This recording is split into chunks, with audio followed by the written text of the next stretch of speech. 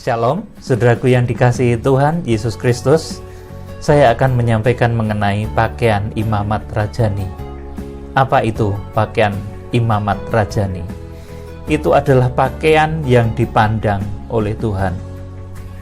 Pakaian imamat rajani juga merupakan pakaian yang terlihat di alam malaikat. Kemudian juga merupakan pakaian sejati, pakaian rohani kita. Juga merupakan jubah imamat rajani, atau nanti puncaknya adalah jubah mempelai wanita anak domba Allah. Saudara, sebetulnya apa sih pakaian imamat rajani ini? Kita akan membaca di dalam Wahyu pasal 19 ayat 6 sampai 9, teristimewa ayat 7 dan 8 saja. Saya akan bacakan.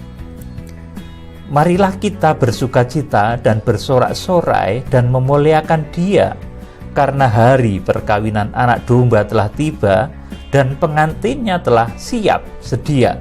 Ayat 8. Dan kepadanya dikaruniakan supaya memakai kain lenan halus yang berkilau-kilauan dan yang putih bersih. Lenan halus itu adalah perbuatan yang benar dari orang-orang kudus. Amin. Saudaraku, di sini ayat 8 menjelaskan kepada kita bahwa pakaian imamat rajani ini adalah pakaian lenan halus yang berkilau-kilauan dan yang putih bersih. Ini pakaian mempelai wanita anak domba Allah di akhir zaman, ketika nanti menyongsong kedatangan Tuhan Yesus Kristus di awan-awan. Saudaraku, dan lenan halus putih bersih itu ditulis adalah perbuatan-perbuatan yang benar dari orang-orang kudus. Saudara yang dikasihi Tuhan, jadi pakaian yang dimaksud, saudaraku, pakaian yang dipandang oleh Tuhan ini adalah pakaian rohani, yaitu perbuatan-perbuatan benar kita, perbuatan-perbuatan benar yang terbentuk oleh bentukan-bentukan firman Tuhan, baik dari kitab perjanjian lama maupun kitab perjanjian baru. Dari kitab, saudaraku, perjanjian lama yang merupakan pernyataan wahyu dari Bapa, kemudian kitab Injil yang merupakan sabda Tuhan Yesus Kristus, dan kitab, saudaraku, suratan rasul-rasul dari Kisah Rasul sampai dengan Wahyu. Saudaraku, ini yang akan menjadi pembentuk dari pakaian rohani kita. Saudaraku, maka nanti di Wahyu pasal 12, wanita itu berpakaian matahari, bulan, dan bintang. Mempelai wanita anak domba Allah itu berpakaian matahari, bulan, dan bintang. Saudara yang dikasihi Tuhan, pakaian matahari itu apa, saudaraku? Ini adalah pakaian yang merupakan bentukan dari kitab-kitab perjanjian lama yang merupakan sabda Allah Bapa. Kitab Kejadian sampai Maleaki. Bentukan dari kitab itu membentuk satu pribadi di dalam diri kita, merupakan pakaian matahari. Kemudian pakaian rembulan itu apa, saudaraku? Pakaian rembulan itu adalah bentukan kepribadian yang dihasilkan oleh tempaan bentukan dari firman yang disampaikan oleh Tuhan Yesus Kristus. Sabda Tuhan Yesus Kristus melalui 4 Injil. Itu pakaian rembulan kalau di dalam Wahyu pasal 12. Kemudian 12 bintang, saudaraku. Ini adalah pakaian bentukan dari hasil, saudaraku, pembentukan karakter oleh surat-surat rasul-rasul, dari Kisah Rasul sampai dengan kitab Wahyu. Saudaraku, jadi Alkitab ini secara keseluruhan merupakan pakaian kita. Saudaraku, jadi jangan ada yang ditinggalkan, menolak kitab Kejadian, Keluaran, Imamat, Bilangan, saudaraku. Yang penting itu kan Injil saja, kita masuk surga, terima Yesus, saudaraku. Saudara, untuk menjadi sempurna mempelai wanita anak domba Allah, kita ini perlu mengerti, saudaraku, apa-apa yang terjadi dalam kitab perjanjian lama. Saudaraku, kita perlu pelajari, ada yang perlu kita pribadikan. Saudaraku, perlu kita pribadikan. Kemudian sabda Tuhan Yesus Kristus juga perlu kita pribadikan menjadi kepribadian. Kemudian saudaraku, dari bentukan surat-suratnya para rasul, kisah rasul sampai dengan kitab Wahyu itu, saudaraku, itu juga membentuk karakter kita, membentuk perbuatan-perbuatan kita. Saudaraku, jadi ini yang dimaksud dengan kepribadian atau pakaian imamat rajani. Saudara, jadi kalau ada orang di Indonesia memakai pakaian adat Jawa, saudaraku, saudara jangan kemudian anti. Ada yang pakai pakaian adat Minangkabau, saudara jangan anti. Kalau itu, saudaraku, orang percaya takut akan Tuhan, itu pakaian lahiriah, saudaraku. Misalkan saya pakai blangkon, saudaraku, pakai sorjan, pakai pakaian Jawa, saudaraku, itu merupakan satu pakaian lahiriah saja. Kalau saudara yang dari Sumatera pakai pakaian adat Batak, saudaraku, tidak apa-apa, bagus, saudaraku. Yang dari Toraja pakai pakaian adat Toraja juga bagus. Yang dari Cina pakai adat Chinese juga bagus loh, saudaraku. Saudaraku, jadi kalau pakaian secara lahiriah ini jangan sampai membuat kita ini terpisah. Jangan sampai membuat kita ini saling mengkotak-kotakkan diri. Jangan sampai membuat kita ini jauh dari kasih karunia Kristus. Kita menjadi, saudaraku, eksklusivisme. Kita tidak mau bersatu dalam kesatuan tubuh Kristus. Bahkan nanti, saudaraku, di akhir zaman ini segala macam gereja. Gereja yang berpakaian Jawa, gereja yang berpakaian Batak, gereja yang berpakaian Toraja, gereja yang berpakaian Irian. Saudaraku, itu harus menyatu dalam satu kesatuan tubuh Kristus. Gereja yang berpakaian, saudaraku, ada Chinese, saudaraku, juga harus bersatu dalam satu kesatuan tubuh Kristus. Karena itu hanya pakaian lahiriah, saudaraku. Kalau pakaian lahiriah ini, saudaraku, ini baik, tetapi tidak begitu merupakan masalah yang sangat fundamental. Yang penting sopan, saudaraku, bersih, sopan, saudaraku. Oleh karena itu kalau saya melayani, saya sering pakai jas, pakai dasi, karena melayani Tuhan itu ya sebaiknya sopan meskipun tidak mewah. Baju saya bahkan ada yang bilang, kenapa itu Pak Pendeta? Ya tidak apa-apa, yang penting bersih. Saudaraku, saya sebetulnya juga bisa saja ganti-ganti terus, saudaraku. Tapi buat apa, saudaraku? Kalau ini masih bagus, yang lain masih bagus, saudaraku. Saudara yang dikasihi Tuhan, jadi kalau pakaian lahiriah itu, saudaraku, itu tidak terlalu merupakan sesuatu yang fundamental. Saudara, kita tidak dituntut kok untuk menjadi berpakaian seperti pakaiannya orang-orang di zaman Yesus. Saudara tidak harus berpakaian seperti pakaiannya Petrus, Yohanes, Yakobus, atau Tuhan Yesus dahulu. Nanti kalau mentang-mentang kita orang Kristen, kita penganut setia Tuhan Yesus Kristus, maka kita harus pakai pakaian yang seperti dipakai Tuhan Yesus. Nanti lucu jadinya, saudaraku. Betul, saudaraku. Saya dikasih pakaian misalkan seperti yang dipakai oleh Petrus dahulu, saudaraku, ini lucu nanti, saudaraku. Jadi saudara ini harus menempatkan diri pada kondisimu, pada tempatmu, saudaraku, pada situasi lingkunganmu, saudaraku. Itu tidak mempengaruhi imanmu, saudaraku. Saudara boleh pakai pakaian adat Chinese, boleh pakai pakaian adat Toraja juga boleh, pakai adat Jawa juga boleh, pakai adat Minangkabau boleh, pakai adat Batak juga boleh banget, saudaraku. Pakaian lahiriah ini, saudaraku, tidak terlalu merupakan hal yang sangat penting. Yang jelas harus sopan. Dikatakan dalam satu ayat, hendaknya berpakaian itu sopan, saudaraku. Itu penting kalau itu, saudaraku. Jadi kalau berpakaian hendaknya sopan, saudaraku. Tetapi kalau mengenai pakaian-pakaian adat, pakaian lahiriah, pakaian Jawa, pakaian Batak, pakaian Chinese, pakaian Irian, saudaraku, mungkin lagi pakaian orang Mesir, saudaraku, sudah beda, saudaraku. pakaian khas Eropa juga sudah beda lagi, saudaraku. Kalau kita dituntut karena kita pengikut Tuhan Yesus harus pakai pakaian seperti modelnya baju Tuhan Yesus dahulu, ini malah lucu nanti, saudaraku. Betul, saudaraku. Wah, itu pengikut setianya Tuhan Yesus, kelihatan bajunya kayak Tuhan Yesus, saudaraku. Nanti lucu, saudaraku.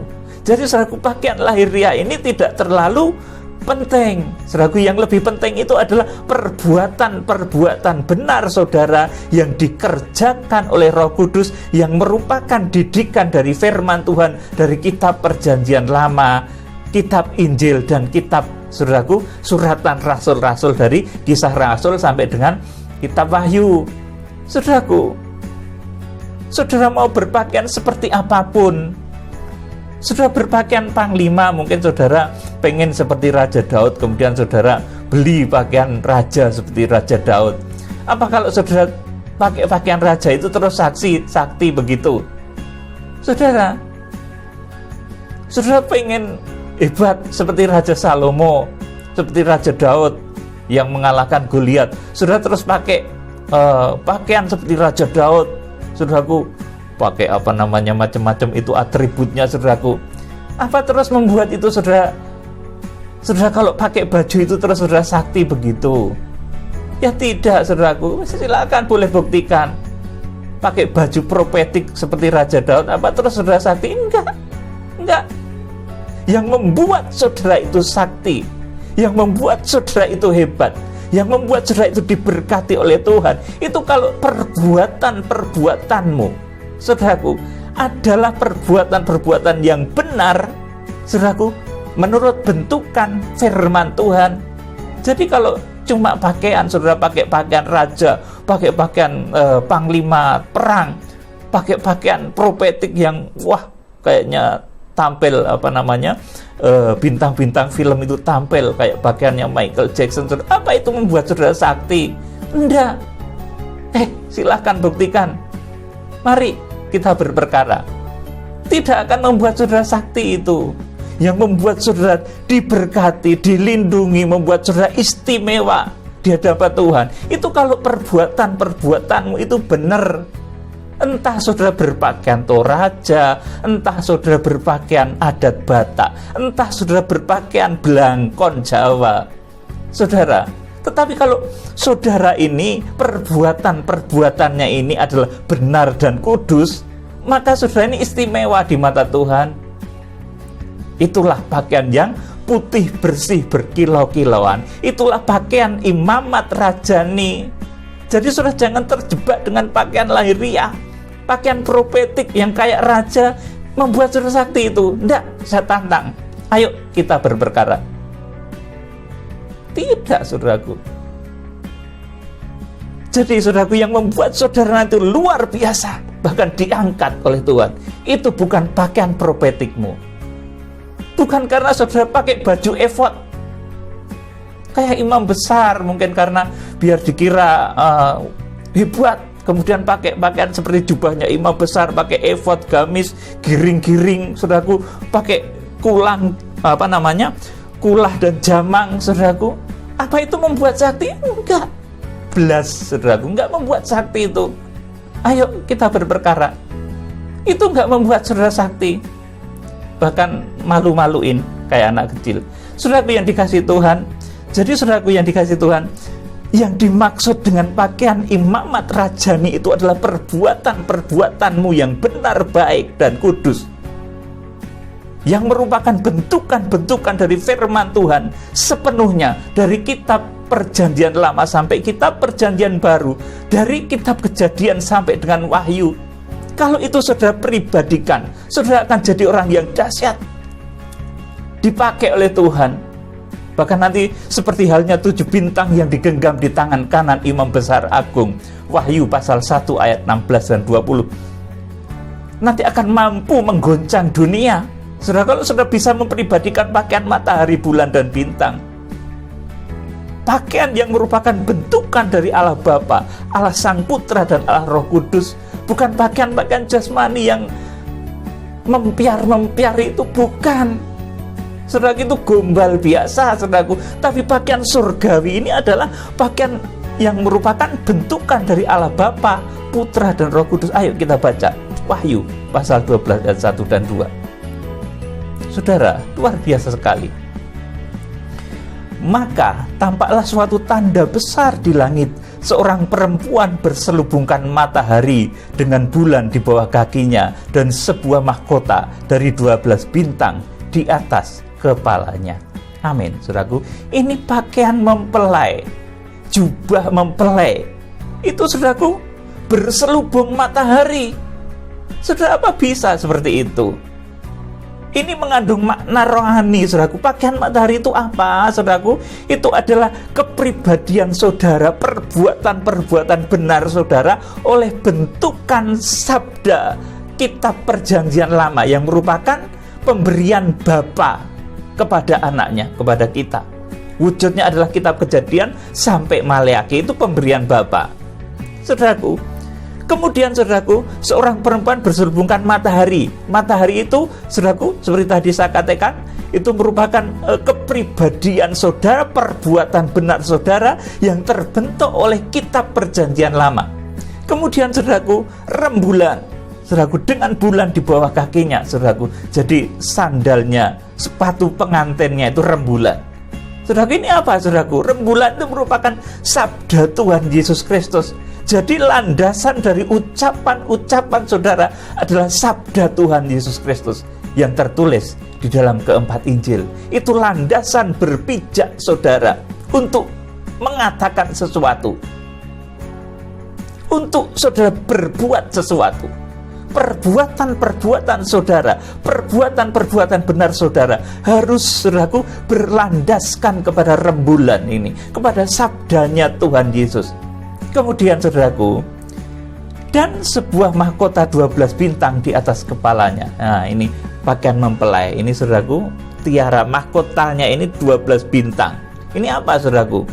Ini adalah, saudaraku, merupakan kepribadian, perbuatan-perbuatan benar yang merupakan bentukan dari kitab, dari surat Kisah Rasul sampai dengan kitab Wahyu, saudaraku, yang merupakan karya Roh Kudus lewat para rasul.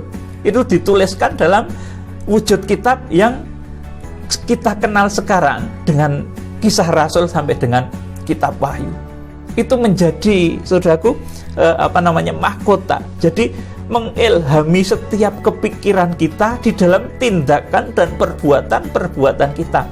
Nah, kalau saudara memiliki hal ini, memiliki kepribadian perbuatan yang benar, yang berdasarkan Alkitab seutuhnya, maka saudara baru dahsyat. Tapi kalau cuma saudara pakai pakaian raja-rajaan, saudaraku, niru bajunya Raja Daud, saudara, itu nggak akan sakti. Percaya deh omongan saya. Saudara beli mungkin pakaian seperti pakaiannya imam besar, ada efodnya, macam-macam batu permata di sini, saudara, itu nggak akan sakti. Tetapi yang akan membuat saudara istimewa, kalau saudara bisa mempribadikan firman Tuhan itu dalam kehidupan saudara, sehingga saudara memiliki perbuatan-perbuatan yang benar dan baik, saudaraku, lewat tempaan-tempaan firman Tuhan. Saudaraku, jadi ini pakaian imamat rajani itu yang dimaksud. Saudaraku, jadi saudara menjadi pengikut Kristus itu tidak harus saudara mencontoh pakai bajunya seperti baju Tuhan Yesus. Saudara, wah, kita pengikut Kristus, yuk kita bikin baju seperti bajunya Tuhan Yesus, seperti bajunya Rasul Petrus, Yohanes, Yakobus, biar nanti kelihatan mentereng. Nanti malah kayak orang Farisi, saudaraku. Saudara yang dikasih Tuhan, jadi saudaraku, sebagai orang percaya, kita nggak harus pakai baju seperti baju yang dipakai Tuhan Yesus dahulu. Itu baju lahiriah saja. Kalau saudara meniru itu, nanti malah lucu. Di Indonesia nanti banyak sekali orang-orang yang pakai baju seperti bajunya Tuhan Yesus, nanti lucu, saudaraku. Kira kita, saudaraku, meniru-niru yang lain. Kita nggak perlu seperti itu, saudaraku. Saudara boleh pakai baju Jawa, saudara boleh pakai baju Minangkabau, saudara boleh pakai baju adat Batak, saudara boleh pakai adat Chinese, saudara boleh pakai adat Irian. Enggak apa-apa, asalkan perbuatan saudara ini adalah perbuatan yang baik, benar, sesuai dengan tuntunan firman Allah yang tertulis dalam kitab Perjanjian Lama maupun Perjanjian Baru. Saudara yang dikasihi Tuhan, jadi ini yang disebut pakaian imamat rajani. Jadi pakaian imamat rajani itu bukan baju imam, bukan baju profetik yang kayak maaf ya, mempiar kayak bintang film. Bukan seperti itu. Imamat rajani itu perbuatanmu yang betul-betul sesuai dengan firman Tuhan. Itu yang akan membuat saudara nanti dipakai oleh Tuhan luar biasa. Saudara, kita akan lihat 1 Petrus 3 ayat 3-4. Perhiasanmu janganlah secara lahiriah, yaitu dengan mengepang-epang rambut, memakai perhiasan emas, atau dengan mengenakan pakaian yang indah-indah. Tetapi perhiasanmu ialah manusia batiniah yang tersembunyi dengan perhiasan yang tidak binasa, yang berasal dari roh yang lemah lembut dan tentram, yang sangat berharga di mata Allah. Amin, saudaraku. Yang penting di sini pakaian secara lahiriah itu mencerminkan kepantasan, mencerminkan saudara kesopanan saudara di mana saudara berada. Kalau saudara berada di Batak ya pakai pakaian adat Batak itu enggak apa-apa, boleh. Saudara berada di Toraja pakai adat Toraja enggak apa-apa, boleh. Khotbah juga boleh pakai pakaian Toraja. Saudaraku, saudara kebetulan di Jawa, saudara pakai blangkon juga boleh. Saudara, itulah tubuh Kristus. Dan pakaian hakiki, pakaian imamat rajani itu bukan pakaian lahiriahnya nantinya, tetapi adalah perbuatan yang benar dari orang-orang kudusnya. Seperti matahari, bulan, dan bintang tadi, yang merupakan hasil tempaan dari Allah Bapa, Sang Putra, dan Roh Kudus melalui Alkitab kita seutuhnya. Kiranya Tuhan Yesus Kristus memberkati saudara, diberikan jubah yang maha indah seperti Yusuf. Jubahmu bukan jubah lahiriah, tetapi jubah rohani yang membuat saudara tahu masa, yang membuat saudara mengerti kitab Wahyu, yang membuat saudara mengerti rencana Tuhan di akhir zaman. Salam penuaian. Tuhan Yesus Kristus memberkati. Haleluya.